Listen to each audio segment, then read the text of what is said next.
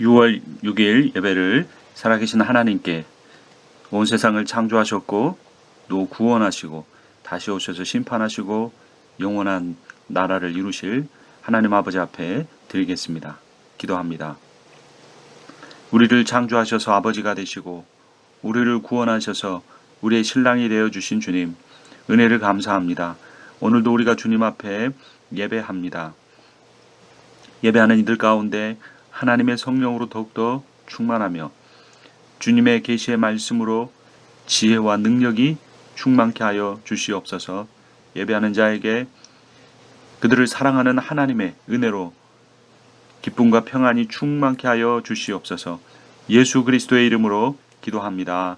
아멘.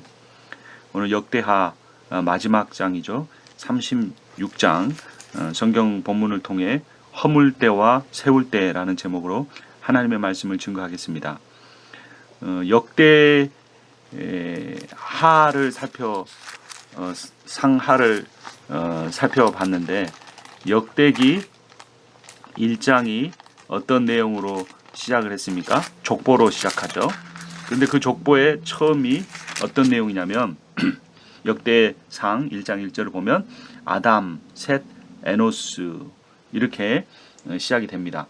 그러니까 이 역대기의 시작은 아담부터죠. 아담부터라는 말은 우주의 창조부터 시작을 했다는 겁니다. 거기서 시작해서 이제 이스라엘이 멸망하고 멸망한 뒤에 다시 70년이 지난 뒤에 다시 회복되는 그러한 이야기로 오늘 성경의 역대기가 맞춰지게 됩니다. 그래서 오늘 설교의 제목이 허물 때와 세울 때입니다. 때가 있다는 거죠. 하나님이 온 천지 만물을 창조하시고 아담에게 에덴 동산에 아담을 두시고 그에게 온 우주의 통치를 위임하신 것처럼 그리고 또 아담이 범죄했을 때 그 에덴 동산에 쫓겨났던 것처럼 그런 때가 있다는 거죠. 이스라엘이라는 나라를 다윗을 중심으로 세울 때가 있었고 솔로몬을 통해 성전을 세울 때가 있었는데 이 오늘 성경 본문에 보는 것처럼 시드기야 왕 때 예루살렘 성전이 불타고 다 멸망해버릴 때가 있다는 겁니다. 그러나 70년이 지나니 다시 바사왕 고레스의 칙령을 통해 이스라엘 백성들을 보내어 성전을 다시 재건하게 하는 그런 때가 있다는 거죠. 우리 인생에도 때가 있습니다. 역대기를 볼 때 우리가 이스라엘 역사를 본 것이 아닙니다. 이스라엘 역사라는 거울을 통해 우리 자신의 모습을 본 것입니다. 이스라엘 백성이 순종할 때 우리도 순종해야겠다는 다짐을 했겠으며 이스라엘 백성이 불순종으로 인하여 하나님의 심판을 받을 때 우리도 우리의 죄를 깨달으며 두려워하는 마음을 가지고 회개했을 것입니다. 그래서 오늘 역대하의 마지막 성경 내용을 통해 우리가 굉장히 귀한 교훈을 깨닫게 되는데 그것은 바로 전도서 말씀과 연결이 됩니다. 전도서 3장을 보면 3장 1절에 범사에 기한이 있고 천하만사가 다 때가 있나니 라고 합니다. 세상에 때가 있다는 거죠. 아직 때가 안 됐어 라고 말하는 거죠. 젊은 사람들은 막 자기 혈기에 이 일도 하고 싶고 저 일도 하고 싶은데 이제 연세가 지긋이 있으시고 인생을 많이 사신 분들은 아직 때가 안 됐어 좀 더 기다려 이렇게 말하는 연륜이 있는 거죠. 날 때가 있고 죽을 때가 있고 심을 때가 있으면 심은 것을 뽑을 때가 있다는 거죠. 죽일 때가 있고 치료할 때가 있으며 헐 때가 있고 세울 때가 있다. 이것이 이 성경이 말해주는 그런 때에 대한 지혜입니다. 이 심을 때에 뽑으려고 하고 뽑아야 되는 시기에 심으려고 하면 안 되는 거죠. 농사의 음력이 중요한 것이 농사를 지을 때 언제 파종해야 되는가, 언제 잡초를 뽑아줘야 되는가, 언제 수확해야 되는가 이런 것들을 이 수천 년의 역사를 통해 쌓은 그 지혜를 그 달력에 원력에 포함시켜 놓은 것입니다. 그때를 잘 분별하는 사람이 인생 농사도 잘 짓지만 그 영적인 때를 잘 분별하는 사람이 이 하나님의 이 계획에 따라서 순종하며 구원에 이르는 그러한 일들을 감당할 수가 있는 것입니다. 그런데 이 모든 때가 있는데 이 때에 대해서 결론적으로 뭐라고 말하느냐면 이 전도서 3장 11절을 보면 하나님이 모든 것을 지으시되 때를 따라 아름답게 하셨고 또 사람들에게는 영원을 사모하는 마음을 주셨느니라. 그러나 하나님이 하시는 일에 시종을 사람으로 측량할 수 없게 하셨도다. 하나님이 다 창조하셨는데 그때 다 아름답게 하셨다는 겁니다.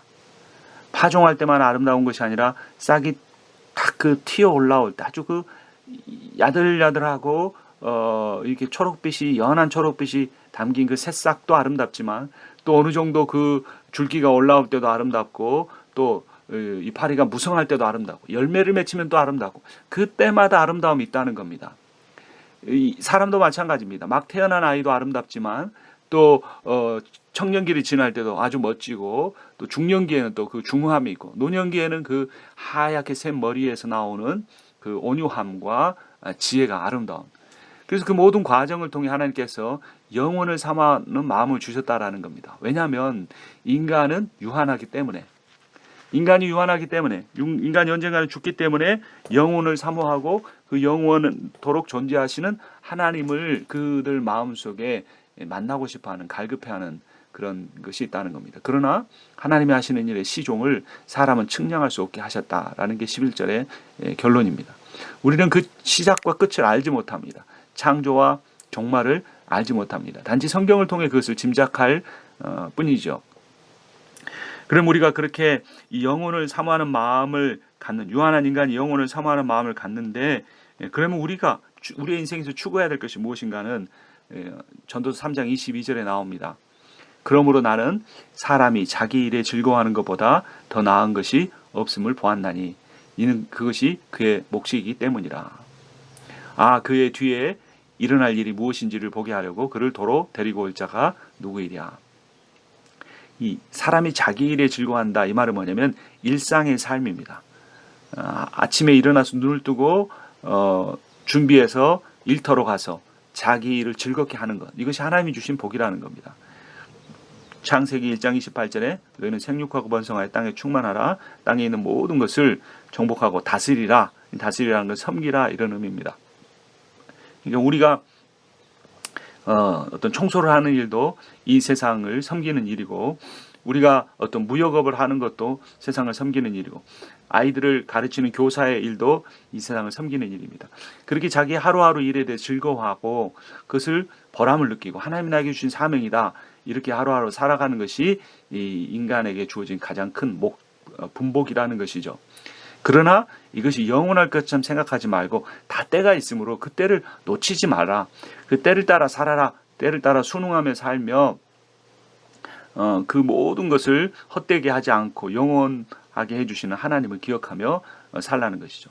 그래서 전도서에서 헛되고 헛되다라는 말은 인생 무상을 의미하는 것이 아닙니다. 헛되다라는 것은 인간의 계획이 헛되다는 겁니다. 그러니까 하나님의 뜻이 있는데 그 하나님의 뜻을 때를 따라 분별하려고 하고 그 때를 따라 순응하려고 살지 않고 그 때를 거스르면서 자기가 원하는 때, 자기가 원하는 방법으로 이루려고 하는 그러한 인간의 계획이 이 헛되다라는 겁니다. 이 말을 누가 했냐면 솔로몬이 했습니다.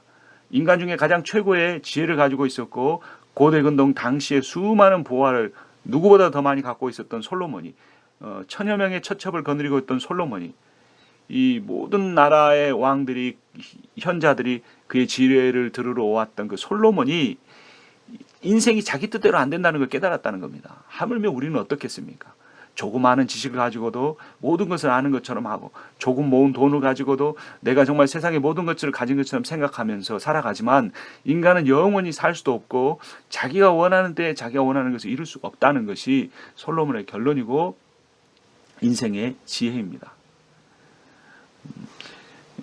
그래서 인생 세옹지마라는 말이 있죠. 세옹이라는 사람이 어느 날 자기 집안에 말이 들어왔습니다. 그러자 마을 사람들이 세옹이 집에 복귀 들어왔다 그랬습니다. 야생마였죠. 근데 아들이 그 말을 타다가 떨어져서 발이 부러졌습니다. 그래서 사람들이 또 그렇게 말했습니다. 세옹 집에 화가 들어왔다. 저 말이 화근이다. 그런데 그때 이 세옹이 속한 나라와 다른 나라가 전쟁을 했습니다. 그래서 이 젊은이들을 다 전쟁터로 징발해 갔는데 세용의 아들은 발을 다쳐서 나갈 수가 없었습니다. 그래서 다시 사람들이 이 세용의 집에 온 저 말이 복덩어리다 이렇게 말했습니다. 인간은 그때 판단할 뿐인데 정말 옳은 판단을 인간은 할 수가 없는 것이죠. 그래서 결국 세용지 말하는 말은 인간에게 어떤 일이 좋은 일이 일어나도 꼭 이것이 좋은 일이 안 될 수도 있고 나쁜 일이 일어난 것처럼 보이지만 이것이 끝까지 나쁜 일이 되지 않을 수도 있다.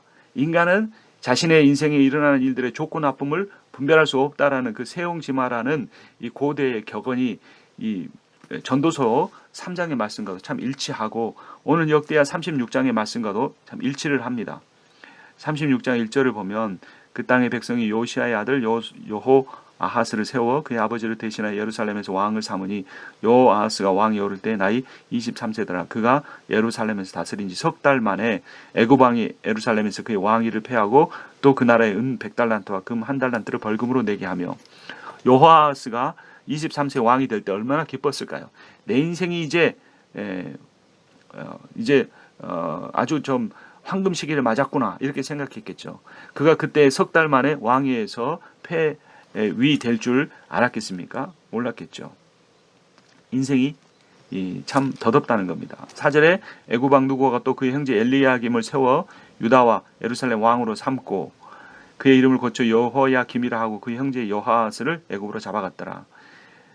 뜻하지 않게 엘리야김이 이름을 여호야김으로 바꾸면서 왕위에 오르는데 5절에 보면 그 25세입니다. 얼마나 이 좋은 일이라고 생각했습니까? 여호아스에게는 안 됐지만 그가 왕이 되면 기뻐했을 겁니다. 그런데 이번에는 애굽 왕이 아닌 바벨론 왕이 옵니다. 6절에 바벨론 왕 느부갓네살이 올라와서 그를 치고 그를 쇠사슬로 결박하여 바벨론으로 잡아가고 그는 비교적 오래 통치했습니다. 11년을 통치했는데 그러나 그 끝은 쇠사슬에 묶여 바벨론으로 끌려가는 것이었습니다. 그 미래를 알았다면 그가 왕위에 오르려고 하지 않았겠죠. 그래서 결국 여호야김도 잡혀가고 그의 아들 여호야긴이 9절에 왕위에 오릅니다. 8세였습니다. 8세에 석 달 열흘 동안 100일 천하를 이루고 여호와 앞에 악을 행하자 10절에 그해 느부갓네살 왕이 사람을 보내어 여호야긴을 바벨론으로 잡아가고 여호와의 전에 귀한 그릇들도 함께 가져가고 그의 숙부 시드기야를 세워 유다 예루살렘 왕으로 삼았더라. 어린 나이니까 뭘 분별하지 못했을 겁니다. 그런데 결국 그도 8세에 끌려가고 맙니다. 그리고 결국 시드기야가 11절에 보면 21세에 왕이 돼 11년 동안 통치하는데 그 역시 악을 행합니다. 12절 그의 하나님 여호와 보시기에 악을 행하고 선지자 예레미야가 여호와의 말씀으로 일러도 그 앞에서 겸손하지 아니하며 또한 느부갓네살 왕이 그를 그의 하나님을 가리켜 맹세하게 하였으나 그가 왕을 배반하고 목을 곧게 하며 마음을 완악하게 하여 이스라엘 하나님 여호와께로 돌아오지 아니하였고 사람은 참 어리석습니다. 그의 선대 왕들이 석 달 열흘을 11년을 3개월을 다스리다가 악을 행하고 결국 하나님의 심판을 받는 것을 보았음에도 불구하고 기어코 왕이 되려고 하고 왕이 된 후에라도 하나님 앞에 겸손하면 좋을 텐데 끝까지 완악한 마음을 갖습니다. 그래서 결국 이 시드기야는 가장 비참한 일을 당하게 되는데 그가 이 바벨론 왕 느부갓네살 왕에 의해서 자기 아들들이 자기의 목전에서 다 죽는 것을 경험하고 그의 두 눈이 뽑혀서 포로로 끌려가고 맙니다. 처참한 일이 일어나고 맙니다. 근데 그 이유가 뭐냐면 이 시드기야 때에 가장 악한 일을 행한 것이 14절에 보면 모든 제사장들의 우두머리들과 백성도 크게 범죄하여 이방 모든 가증한 일을 따라서 여호와께서 예루살렘에 거룩하게 두신 그의 전을 더럽게 하였으며 성전을 더럽게 하는 하나님의 교회 공동체를 그렇게 한 것입니다. 그래서 하나님께서 수많은 사신들을 보냈다고 말씀합니다. 15절에 그 조상들의 하나님 여호와께서 그의 백성과 그 거하시는 곳을 아끼사 부지런히 그의 사신들을 그 백성에게 보내어 이르셨으나 그의 백성이 하나님의 사신들을 비웃고 그의 말씀을 멸시하며 그의 선지자를 욕하며 여호와의 진노를 그의 백성에게 미치게 하여 회복할 수 없게 하였으므로 여호와의 사신이란 하나님께서 보낸 선지자들입니다. 하나님의 말씀으로 수없이 가르치고 교훈하였으나 그들이 오히려 비웃고 욕했다는 겁니다. 요즘을 말씀의 홍수 시대라고 합니다. 이것을 인터넷을 통해 수많은 말씀을 들으니 참 말씀이 풍성하다 좋아할 일이 아닐 수도 있습니다. 왜냐하면 말씀을 들은 만큼 우리는 실천해야 하기 때문입니다.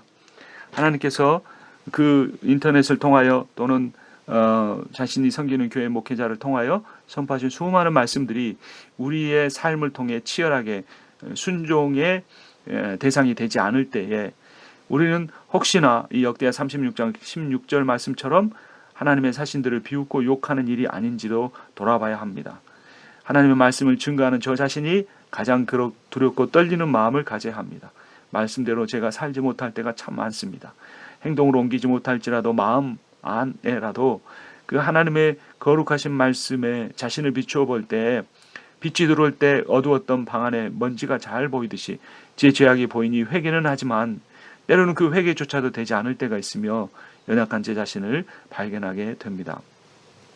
하나님이 수많은 사신들을 보내었으나 결국 그들이 듣지 않자 이제 이스라엘은 심판을 당해야 합니다. 그러한 상황이 이 복음서 마태복음 21장 33절 이하의 내용과도 참 비슷합니다. 다른 한 비유를 들으라. 한 집 주인이 포도원을 만들어 산울타리를 두르고 거기에 집자는 틀을 만들고 망대를 짓고 농부들에게 세를 주고 타국에 갔더니 열매 거둘 때가 가까우며 그 열매를 받으려고 자기 종들을 농부들에게 보내니 농부들이 종들을 잡아 하나는 심히 때리고 하나는 죽이고 하나는 돌로 쳤거늘 다시 다른 종들을 처음보다 많이 보내니 그들에게도 그렇게 하였는지라. 후에 자기 아들을 보내며 이르되 그들은 내 아들은 존대하리라 하였더니 농부들이 그 아들을 보고 서로 말하되 이는 상속자니 자 죽이고 그의 유산을 차지하자 하고 이에 잡아 포도원 밖에 내쫓아 죽였느니라. 그러면 포도원 주인이 올 때 그 농부들을 어떻게 하겠느냐. 그들이 말하되 그 악한 자들을 진멸하고 포도원은 제때 열매를 바칠 만한 다른 농부들에게 새로 줄지이니이다. 예수께서 이르시되 너희가 성경의 건축자들이 버린 돌이 모퉁이 돌이 되었나니 이것은 주로 말미암아 된 것이 우리 눈에 기이하도담을 읽어본 적이 없느냐. 그러므로 내가 너희에게 이르노니 하나님의 나라를 너희는 빼앗기고 그 나라에 열매 맺는 백성이 받으리라. 이 돌 위에 떨어지는 자는 깨지겠고 이 돌이 사람 위에 떨어지면 그는 가루로 만들어 흩뜨리라 하시니 대제사장들과 바리새인들이 예수의 비를 듣고 자기들을 가리켜 하신 말씀인 줄 알고 잡고자 하나 무리를 무서워하여 이는 그들이 예수를 선지자로 알미었더라. 즉 예수 그리스도를 뭐하는 선지자를 보내어도 그들이 듣지 않지 예수 그리스도를 보내었지만 결국 예수 그리스도도 십자가에 못 박혀 죽게 했습니다. 그러면 하나님 나라를 이기는 줄 알았는데 결국 예수께서 죽으심으로 우리의 모든 하나님 백성들의 죄가 사해졌고 예수의 부활로 사단의 나라를 멸하는 대반전의 역사가 일어난 것입니다. 그러니까 결국 예수의 죽음은 예수의 부활을 바라보는 것입니다. 하나님께서 지금 이제 유다를 이스라엘을 멸망시키지만 그것은 새로운 창조를 위한 것입니다. 17절에 보면 하나님이 갈대아 왕의 손에 그들을 다 넘기시며 그가 와서 그들의 성전에서 칼로 청년들을 죽이며 청년 남녀와 노인과 병약한 사람들을 궁일이 여기지 아니하였으며 또 하나님의 전에 대소 그릇들과 여호와의 전에 보물과 왕과 방백들의 보물을 다 바벨론으로 가져가고 하나님의 전을 불사르며 예루살렘 성벽을 헐며 그들의 모든 궁실을 불사르며 그들의 모든 귀한 그릇들을 부수고 칼에서 살아남은 자를 그가 바벨론으로 잡아가매 우리가 거기서 갈대아 왕과 그의 자손의 노예가 되어 바사국이 통치할 때까지 이르리냐. 멸망합니다. 자, 그런데 실제적으로 이 일을 행한 자는 누구입니까? 갈대아 왕, 즉 이 바벨론의 느부갓네살 왕입니다. 그런데 그 왕이 했다고 하지 않고 17절에 하나님이 갈대아 왕의 손에 그들을 다 넘기셨다 이렇게 말합니다. 갈대아 바벨론은 이방 나라, 믿지 않은 나라고 유다는 그래도 믿는 나라인데 하나님 믿지 않는 나라를 통해 믿는 나라를 심판하셨다는 겁니다. 하나님께서 불신자를 통해 신자를 심판하십니다. 하나님께서 믿음 없는 자를 통해 믿음 있는 자를 치십니다. 이것이 하나님의 방법입니다. 하나님께서 사탄을 이 땅에 아직 두신 이유가 바로 여기에 있습니다. 사탄을 통해 하나님이 자기 백성을 훈련시키십니다. 이 하나님이라는 이름은 엘로힘, 전능자라는 의미를 갖습니다. 창조와 관련된 것이죠. 역대상 1장 1절이 아담이라는 단어로 시작한 것처럼 이 하나님, 이 태초에 천지를 창조하신 하나님의 전능하심이 강조됩니다. 그런데 하나님의 이름이 다시 등장합니다.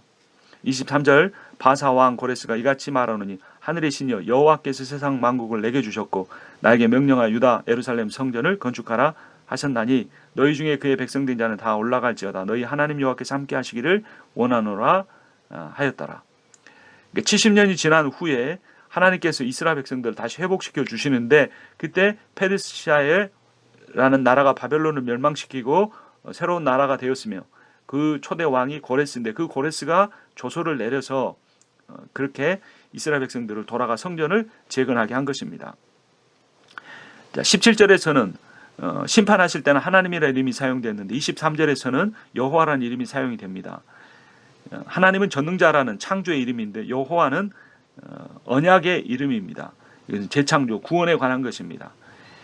하나님께서 실제적으로는 이스라엘 백성들을 그 바벨론 땅에서 유다 땅으로 돌아가게 하는 것은 이 페르시아라는 나라의 왕 고레스였지만, 사이러스였지만, 그 일을 행하게 하시는 분은 하나님이시다라고 분명하게 성경은 선포하고 있는 겁니다. 고레스도 그렇게 선포하고 있습니다.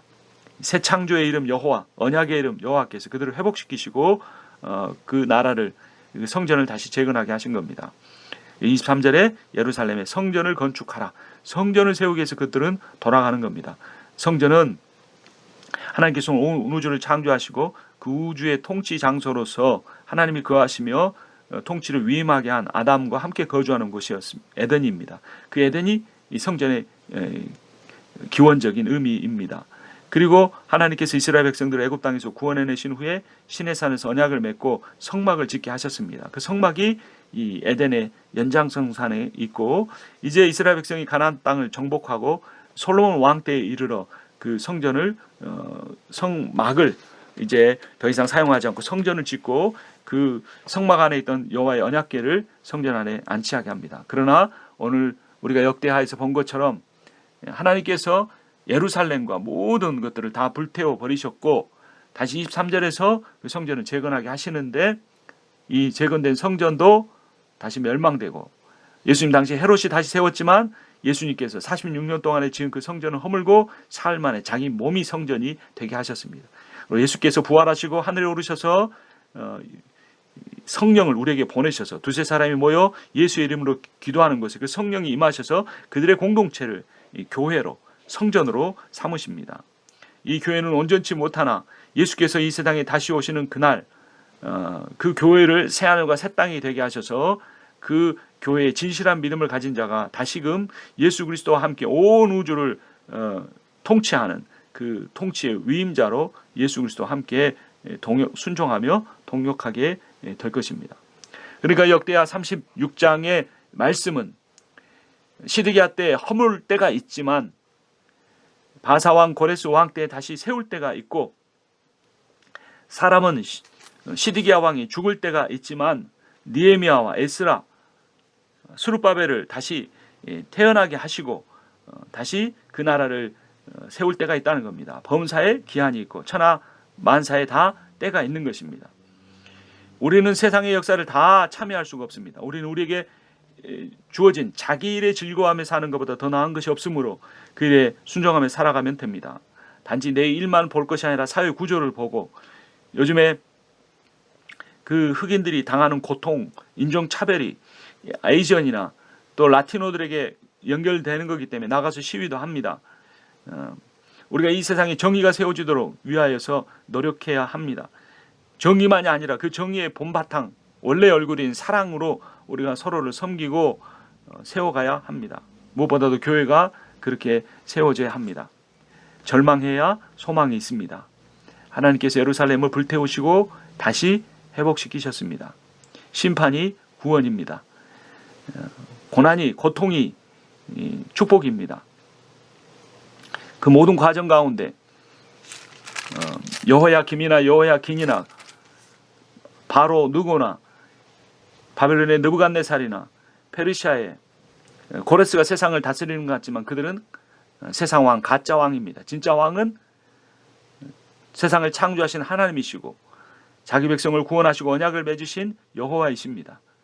진짜 왕을 바로 섬기며 예배하며 살아갈 때 우리의 삶의 모든 우상을 제거하고 우상의 가장 큰 핵심인 자기의 뜻과 계획을 따라 무엇인가를 이루고 자기를 높이려고 하는 그런 인생의 어리석은 삶에서 돌이켜 우리가 유한한 존재임을 인정하고 우리에게 맡겨진 분복을 감당하며 살아야 할 것입니다. 역대기는 성전 역사입니다. 성전 역사는 하나님과 하나님의 백성의 교제하는 곳, 그분의 말씀을 듣고 순종하는 자리가 시작되는 그러한 장소입니다. 이제 역대기를 마치게 되면서 여러분들이 기억해야 할 내용이 있습니다. 자신이 성전임을 기억하라는 겁니다. 고린도전서 3장 16절에 너희는 성령이 거하시는 여호와의 전인 줄 성전인 줄 알지 못하느냐 하는 말씀을 기억해야 합니다. 성전은 하나님이 임재하는 곳입니다. 그 하나님께서 연약한 우리에게 임재하실 때 우리를 향하여 하시는 말씀은 내가 너를 사랑한다. 내가 너를 기뻐한다 라는 말씀입니다. 우리는 거룩하신 하나님이 우리 안에 임재하시기에 우리는 거룩한 사람들입니다. 여호와 하나님께서 존귀하신 분이기 때문에 두세 사람이 예수 그리스도의 이름으로 모여 기도하는 그 자리는 존귀한 자들의 모임입니다. 여러분들이 가난하건 부하건, 여러분이 권세가 있건 연약한 자이건, 여러분들이 많이 배웠건 배우지 못했건, 키가 크건 작건, 나이가 어리건 연세가 있으시던 그와 무관하게 여러분은 존귀한 사람들입니다. 또한 우리는 사명을 맡은 자들입니다. 하나님께서 솔로몬을 통하여 성전을 짓게 하실 때도 수많은 자원하는 사람들이 있었고, 다시 시드기야 왕 때에 이스라엘이 멸망하고 70년 후에 다시 세워질 때도 많은 사람들이 그들이 살던 바벨론 땅에 머물러 있기를 원했지만 하나님의 말씀에 순종하여 나온 느헤미야와 에스라와 스룹바벨과 같은 사람과 많은 하나님의 자녀들이 돌아와서 그 성전 재건하는 일에 그들이 열심을 다했습니다. 이제 저는 제일한 장로교를 떠나게 됩니다. 너무나 죄송하고 안타까운 일입니다. 그러나 하나님 여러분들을 사랑하시고 하나님께서 이곳의 교회를 다시 세워 가실 것입니다. 이 희망을 끝까지 놓지 마시고, 그러나 절망이야 소망이 있으니 아픔이 있더라도 끝까지 견디시고 하나님의 위로와 능력을 통하여 하나님이 다시 이 제일한 장로교회 이전보다 더 부흥케 하실 것을 믿습니다. 하나님이 하십니다. 예수 그리스도의 이름으로 능력으로 승리하시기를 주님의 이름으로 축원합니다. 기도하겠습니다.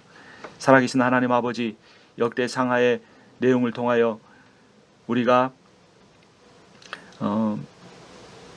성전의 역사를 살폈습니다.